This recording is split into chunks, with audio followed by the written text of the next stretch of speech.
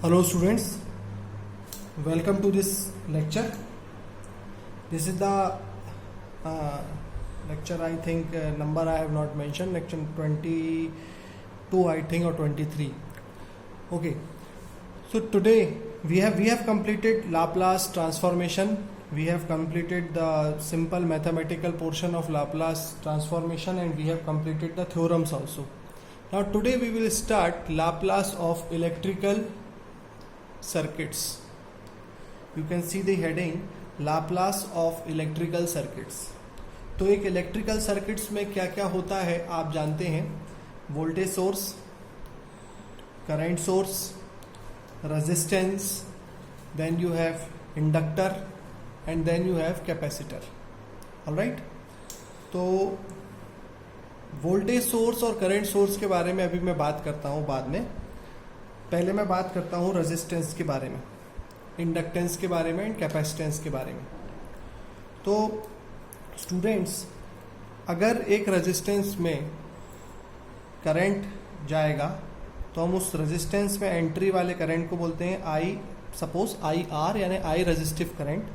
और अगर जिस जगह पर वो एंट्री करता है उस पॉइंट पर पॉजिटिव और जहाँ से करंट निकलता है उस पॉइंट पर नेगेटिव एक वोल्टेज डेवलप होता है जिसको हम बोलते हैं voltage of the resistor V R. और इस वी आर की वैल्यू जो होती है वो होती है, अगर रेजिस्टेंस आर है तो इस वी आर की वैल्यू होगी आई आर इंटू आर, यानी ये है I R into are.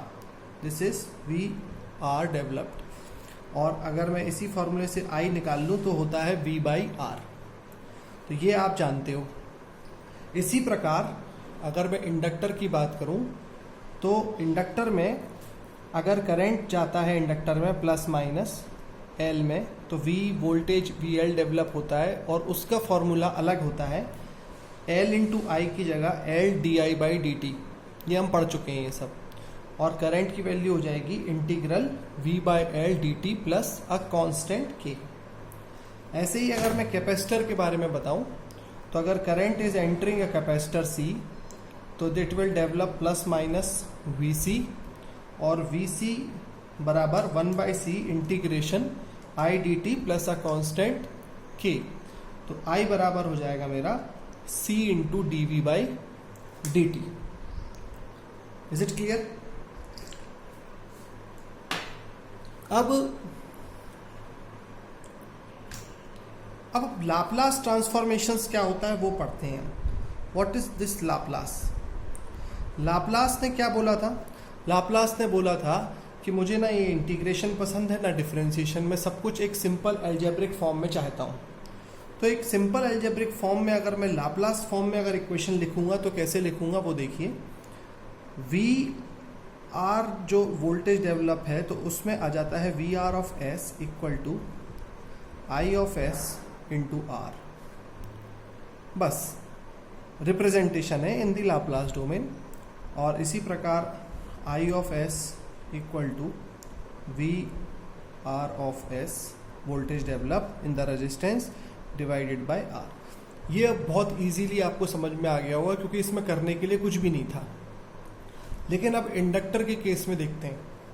Inductor के केस में मैंने आपको बताया था कि जब भी एक single differentiation D Y by D T को हम लिखेंगे तो एक फॉर्मूला होता है s into D by D T को s इंटू जो वेरिएबल है y उसको लिख सकते हैं y of s minus initial i of zero, मतलब y ज़ीरो. y ज़ीरो क्यों? जो भी वो वेरिएबल है उसी का एक कांस्टेंट हम माइनस कर देते हैं, उसी का कांस्टेंट माइनस कर देते हैं. याद आ गया होगा आपको, एक डिफरेंशियल थ्योरम का ये फॉर्मूला होता है. तो वही फॉर्मूला अब हम यहाँ लगाएंगे इस वोल्टेज इक्वेशन को लाप्लास में कन्वर्ट करने के लिए. तो अब जो हमारा लाप्लास में जब भी हम वोल्टेज ऑफ इंडक्टर लिखेंगे तो वो होगा D by D T of I लिखा है तो एल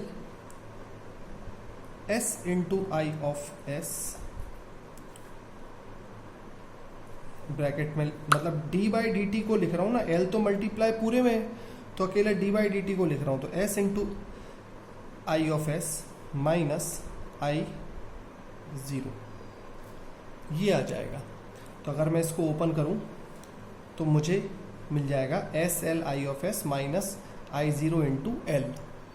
इसी तरह अगर मैं करंट की बात करूं तो करंट में इंटीग्रेशन का मतलब होता है क्या?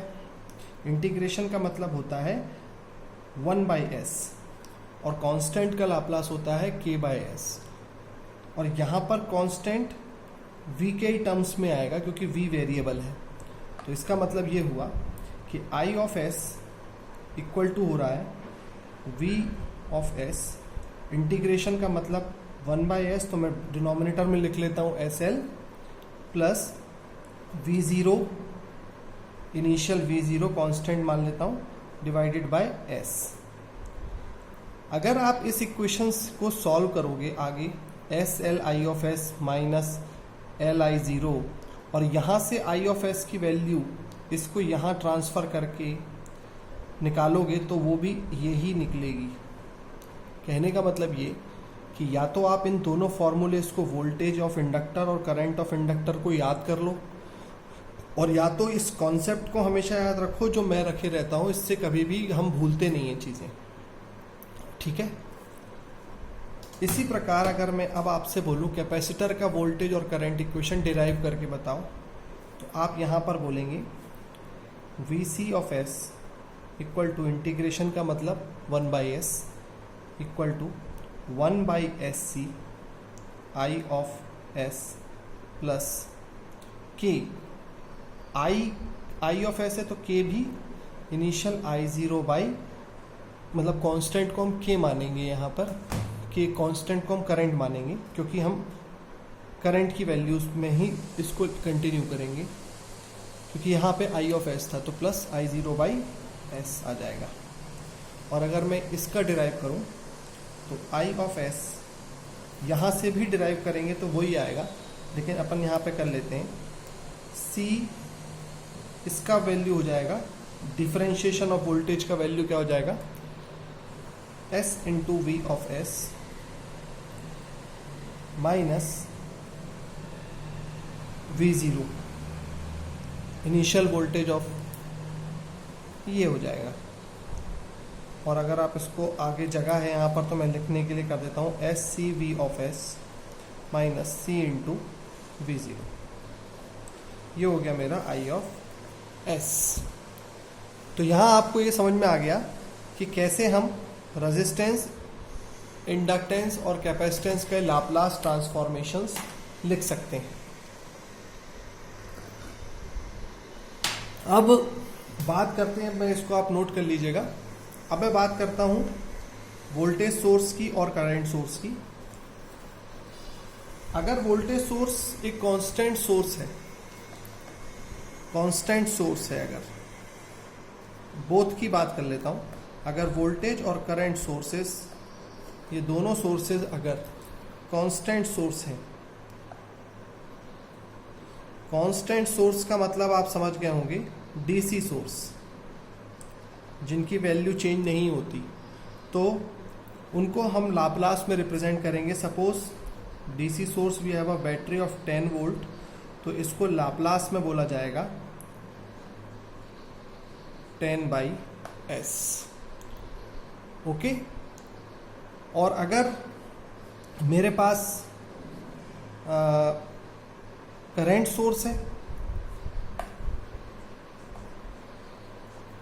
जिसकी वैल्यू सपोज 5 एम्पियर्स है, तो इसको भी करंट सोर्स ही बोल सकते हैं, लेकिन लाप्लास में इसकी वैल्यू लिखी जाएगी 5/s। ऑलराइट।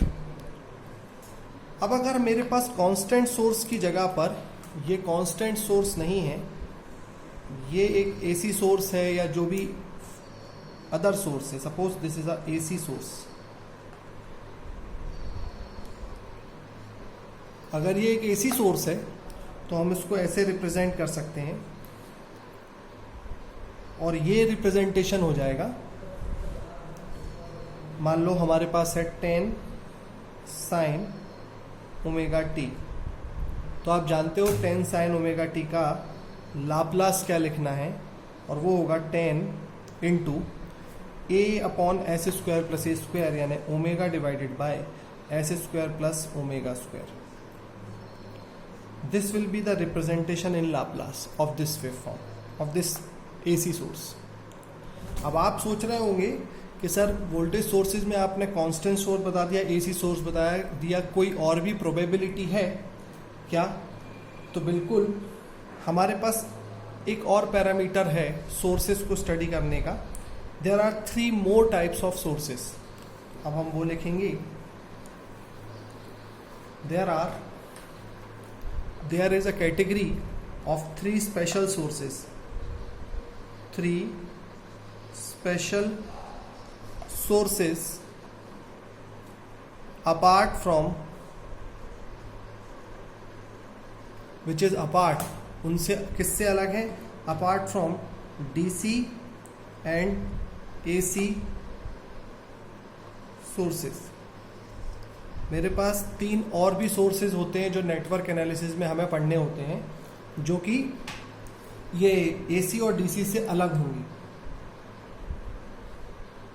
कहने को और भी हो सकते हैं स्टूडेंट्स 3 से अलग, लेकिन नेटवर्क में जो फ्रीक्वेंटली यूज्ड सोर्स हैं AC और DC सोर्सेज के अलावा, वो मैं अब आपसे आज डिस्कस करूंगा और आपको जो और हो सकते हैं वो भी बताऊंगा। तो नंबर 1 पे आता है मेरे पास impulsive source, impulsive source. Number 2 पे आता है यूनिट स्टेप फंक्शन या सोर्स। नंबर 3 पे आता है रैंप फंक्शन या source, ramp function. Impulse source को हम रिप्रेजेंट करते हैं by a symbol delta time t, अगर वो टाइम डोमेन में है तो delta t। Unit step function को हम रिप्रेजेंट करते हैं यूनिट स्टेप फंक्शन ut, और रैंप फंक्शन को हम रिप्रेजेंट करते हैं ramp function r of t। अगर इनके बारे में मैं आपको बताऊं कि डेल्टा क्या होता है, यूनिट क्या होता है और रैंप क्या होता है, तो इसका सीधा एग्जांपल है कि ये इम्पल्सिव वेव फॉर्म होती है। ये 2D प्लेन पर मैंने बनाई है, x और y एक्सेस समझिए इसको, ये x एक्सेस है, ये y एक्सेस है। तो इम्पल्स वेव फॉर्म ये होगी, इसका मतलब क्या है अभी मैं समझाता हूँ आपको। और एक्स वाई वेव फॉर्म पर ये होगी मेरा यूनिट स्टेप फंक्शन, और एक्स वाई वेव फॉर्म पर ये होता है मेरा रैंप फंक्शन। ऑलराइट, अब इसका और इसका फिजिकल मीनिंग क्या होता है? यूनिट स्टेप फंक्शन को आप ऐसे देख समझिए कि विथ रिस्पेक्ट टू टाइम बढ़ता जा रहा है लेकिन वैल्यू कांस्टेंट है। और यहाँ देखेंगे अगर हम, तो टाइम बढ़ता जा रहा है और वैल्यू भी बढ़ती जा रही है, टाइम के साथ वैल्यू भी बढ़ रही है, तो इसको हम बोलेंगे राइजिंग फंक्शन या रैंप फंक्शन। और यहाँ पर एक झटके में एक स्पाइक आता है। कहने का मतलब ये कि जब हम बुलेट चलाते हैं, गोली चलाते हैं, तो वो एक विदिन अ सेकेंड एकदम से स्पाइक मारता है, तो वो स्पाइक डेल्टा कहलाता है। और समय के साथ साथ अगर किसी की स्पीड में कोई बदलाव ना आए तो उसको हम यूनिट स्टेप फंक्शन कहते हैं। और समय के साथ साथ कोई की वैल्यू में भी इंक्रीज आए तो उसको हम रैंप फंक्शन बोलते हैं। मैकेनिकल की भाषा में इसको एक्सेलरेशन फंक्शन भी बोला जाता है।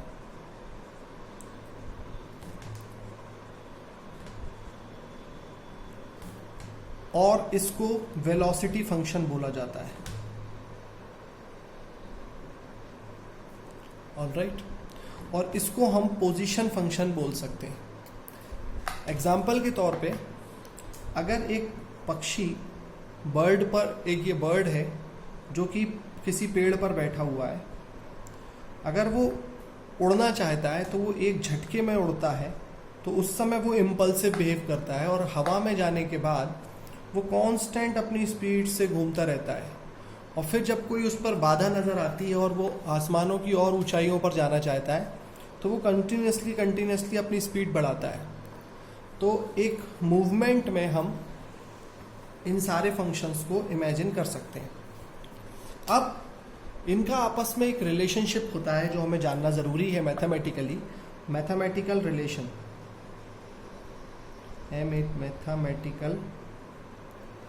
Mathematical relation. और वो मैथमेटिकल रिलेशन कुछ इस प्रकार है कि अगर हम डेल्टा टाइम टी को इम्पल्सिव फंक्शन का इंटीग्रेशन करते हैं तो मुझे मिलता है यूनिट स्टेप फंक्शन, और यूनिट स्टेप फंक्शन का अगर मैं इंटीग्रेशन करूंगा तो मुझे मिलेगा रैम्प फंक्शन।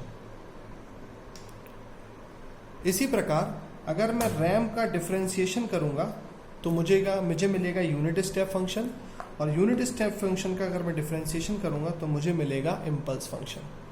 तो हम ये कह सकते हैं कि डेल्टा से अगर हमें रैम्प आना है तो वी विल डू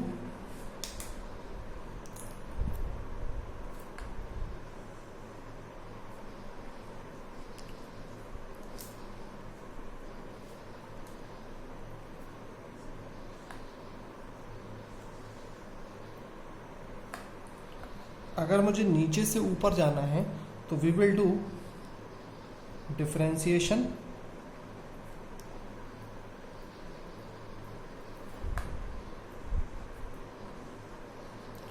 और अगर मुझे डेल्टा से नीचे आना है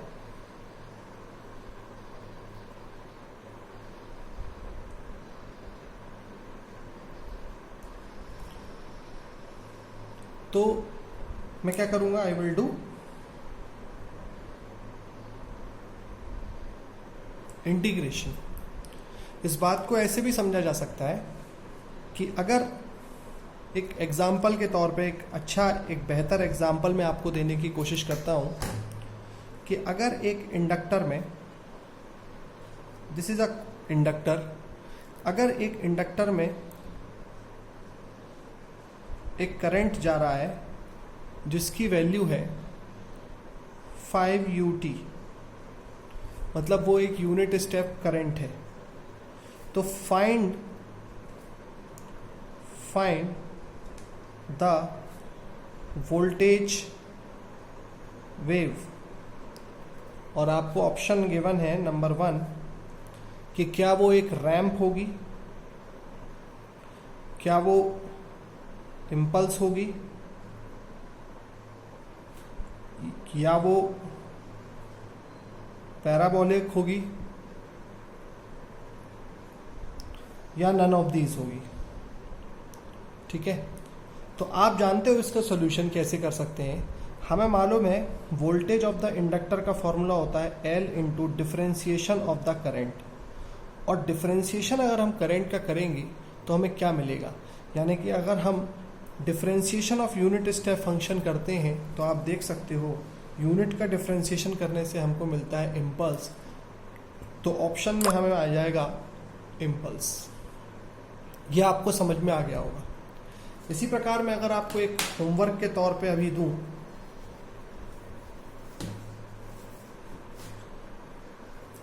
कि example find the voltage wave, voltage wave form पता कीजिए मुझे। ये एक कैपेसिटिव सर्किट है, कैपेसिटर है ये, और आपको एक impulsive current I equal to delta T into 10 delta T आप इसमें जा रहा है, तो find the voltage wave of capacitor. समझ में आ गया आपको? तो आपके पास ऑप्शन है A 10 delta T, B unit step, C ramp, या D replaced ramp, displaced ramp. तो आप जानते हो अभी कि अगर हमें जो वोल्टेज ऑफ कैपेसिटर का फॉर्मूला याद है तो वोल्टेज ऑफ कैपेसिटर का फॉर्मूला होता है 1/C इंटीग्रल I dt। तो इंटीग्रेशन ऑफ करंट मतलब इंटीग्रेशन ऑफ इम्पल्स, और इंटीग्रेशन ऑफ इम्पल्स मतलब यूनिट स्टेप फंक्शन, यानी B is the correct option. अब यहाँ पर ज़्यादा स्ट्रेसफुल या ज़्यादा खतरनाक ढंग से क्या हो जाता है ज़्यादा मेरा मतलब मुझे ये कहना चाहिए कि ज़्यादा बेहतर ऑप्शन क्या निकल के आ जाएगा हमारे सामने। इसमें ज़्यादा बेहतर ऑप्शन ये आएगा कि अगर मतलब इसको मैं अगर टफ करूं तो इसमें वैल्यूज़ भी निकालनी पड़ेगी, और वो वैल्यू निकालने का क्वेश्चन टू क्वेश्चन थोड़ा सा एक और गिवन वैल्यूज़ का तरीका होगा। तो फिलहाल अभी आपको इतना तो समझ में आ जाना चाहिए कि मैंने क्या पढ़ाया है आपको। अब आपको मैंने अभी ये भी बताया कि कुछ फंक्शंस ऐसे भी हैं जो मैंने छोड़े हुए हैं। तो वो फंक्शंस हैं पैराबोलिक फंक्शन, साइन फंक्शन और डिस्प्लेसमेंट फंक्शन। इन 1 2 3 के बाद चौथे नंबर की कैटेगरी में आता है पैराबोलिक इनपुट। ये आपके कोर्स में उतना नहीं है।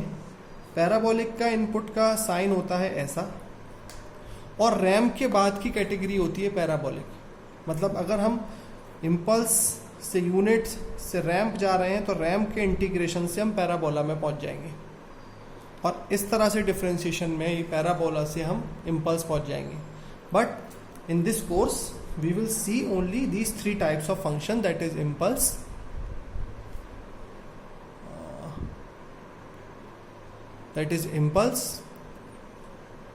unit step and parabolic. I hope this Laplace transformations of the sources and the passive elements is very clear to you. Now we will also try to draw some equivalent circuits or equivalent circuit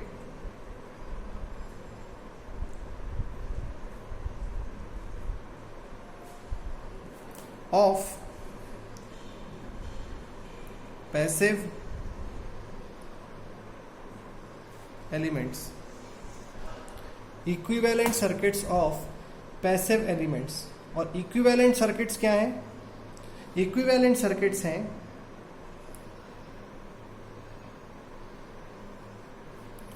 suppose कीजिए ये एक inductor है और इस inductor में current जा रहा है I, और आप जानते हो इस इंडक्टर की वैल्यू है L।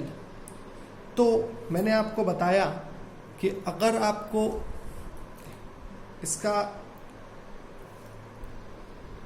रिप्रेजेंटेशन लिखना है तो आप कैसे लिखते थे? आप याद करिए, VL होता है L di/dt। इसका मतलब हमने इसको एलेबोरेट जब किया था तो VL ऑफ S जो था वो आ रहा था SL I of S minus I0 into L, यानी एक voltage quantity is equal to ये वोल्टेज और ये एक और इनिशियल वोल्टेज। यानी अगर मैं लाप्लास इक्विवेलेंट बनाऊं इसका,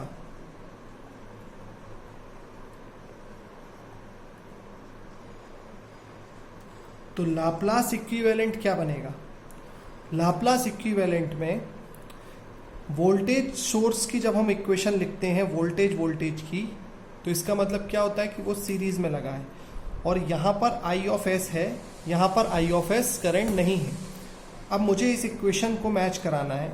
इसका मतलब ये हुआ कि मैं कुछ ऐसे रिप्रेजेंट करना चाहूँगा अपने सर्किट को। देखो आप, अगर मैं एक इंडक्टर बनाऊँ और साथ में एक सोर्स बनाऊँ जिसमें माइनस ऊपर लिखूँ प्लस नीचे लिखूँ और ऐसे कर दूँ क्लोज, और कहूँ ये V ऑफ S है और यहाँ से करंट जा रहा है I ऑफ S, तो आप कहेंगे कि ठीक है सर I ऑफ S और ये L है, तो सर इसको L ना लिख के अगर हम SL लिख दें, अगर इसको L ना लिख के SL लिख दिया जाए और इस क्वांटिटी को minus plus I0 into L लिख दिया जाए, तो अब इस इक्वेशन का अगर मैं KVL लगाऊंगा तो क्या बनेगा?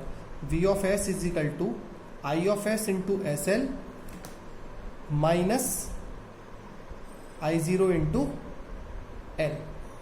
बनेगा कि नहीं बनेगा? ये आप समझ गए होंगे ये बात। तो इक्वेशन से सर्किट मैंने ड्रॉ करना देख लिया। ये हालांकि इतना इम्पोर्टेंट नहीं है, लेकिन अगर कभी आता है तो आपको समझ में आ जाना चाहिए। अभी अगर इंडक्टर के ही केस में मैं आपसे कहूँ ये वाली करंट की इक्वेशन का इक्विवेलेंट रिप्रेजेंट करके बताइए। जैसे कि I of S equal to होता है V of S divided by S L plus I zero divided by S. तो आप मुझसे कहोगे कि सर ये तो करंट इक्वेशन है वोल्टेज के फॉर्म में, यानी ये भी एक करंट है आई, ये भी एक करंट है आई, लेकिन वोल्टेज के फॉर्म में है। तो जब भी करंट इक्वेशन होती है तो सर्किट पैरेलल बनता है, क्योंकि सर उस मैंने कहा ठीक है। तो आप एक इंडक्टर बनाएंगे और आप कहेंगे सर यहाँ से मैं आई ऑफ एस भेज रहा हूँ, इस जगह का वोल्टेज है वी ऑफ एस और इसकी वैल्यू है एस एल। और अगर मैं एक और पैरेलल सर्किट बना दूं जिसमें मैं एक करंट सोर्स लगा दूं जिसकी वैल्यू नीचे की तरफ कर दूं और इसको बोलूं I zero minus divided by S, तो आप कहोगे कि I of S equal to ये करंट प्लस ये करंट, जिसकी वैल्यू होगी I of S equal to V S upon S L, यानी कि ये रहा, plus I zero minus upon S, यानी कि ये रहा। तो ये चीज़ें याद करने की ज़रूरत नहीं है, लेकिन कॉन्सेप्ट मालूम होना चाहिए। और जो याद रहना चाहिए परमानेंटली दिमाग में, और वो ये है कि कैसे इंडक्टर का, कैपेसिटर का मैंने लाप्लास ट्रांसफॉर्मेशन की इक्वेशन लिखी, और जब भी मैं वोल्टेज इक्वेशन लिखता हूँ तो वोल्टेज प्लस सम वोल्टेज ही रहेगा वो, और तब वो एक सीरीज सर्किट बनेगा क्योंकि वो किरचॉफ्स वोल्टेज लॉ लगा। और जब भी मैं करंट की इक्वेशन लिखने की कोशिश करूंगा तो वो करंट प्लस करंट रहेगा, तो किरचॉफ्स करंट लॉ लगेगा, तो एक पैरेलल सर्किट रहेगा, क्योंकि पैरेलल में ही करंट डिवाइड होता है और सीरीज में वोल्टेज डिवाइड होता है। कुछ ऐसे कॉन्सेप्ट दिमाग में रख के चलेंगे हमेशा, तो कुछ चीज़ों को याद करने की ज़रूरत नहीं पड़ेगी, बल्कि आप 30 या 35 सेकंड में वहीं पर डिराइव दिमाग में कर ले जाएंगे। और ज़्यादा प्रैक्टिस हो जाएगी तो देख के ही कर लेंगे with in a few seconds. तो अब आप लोग कैपेसिटर का भी इसी प्रकार, अगर capacitor IC plus minus VC जा रहा है तो क्या इसका इक्विवेलेंट सर्किट होगा, ये प्रैक्टिस करिए। और इस दोनों इक्वेशन, वोल्टेज ऑफ कैपेसिटर और करंट ऑफ कैपेसिटर की इक्वेशंस को एक इक्विवेलेंट बना के सेटिस्फाई करने की कोशिश कीजिए। नेक्स्ट वीडियो में मैं अब लाप्लास के न्यूमेरिकल सॉल्व करूंगा, और लाप्लास न्यूमेरिकल सॉल्व करने के बाद हमारा ये यूनिट ख़त्म हो जाएगा, क्योंकि हम उसमें unit step function, ramp function, delta function, हर तरीके के numericals, switches based numericals complete कर लेंगे। अभी ये एंड नहीं होगा यूनिट, ये 50% यूनिट कंप्लीट हो जाएगा। न्यूमेरिकल्स के बाद 2 वीडियोस न्यूमेरिकल्स में ही जाएंगे, उसके बाद हमें वेवफॉर्म सिंथेसिस का एक पोर्शन और करना रहेगा, और उसके भी न्यूमेरिकल करने पड़ेंगे। It means 4 to 5 numericals are more to be done. I hope it is clear to you. Thank you.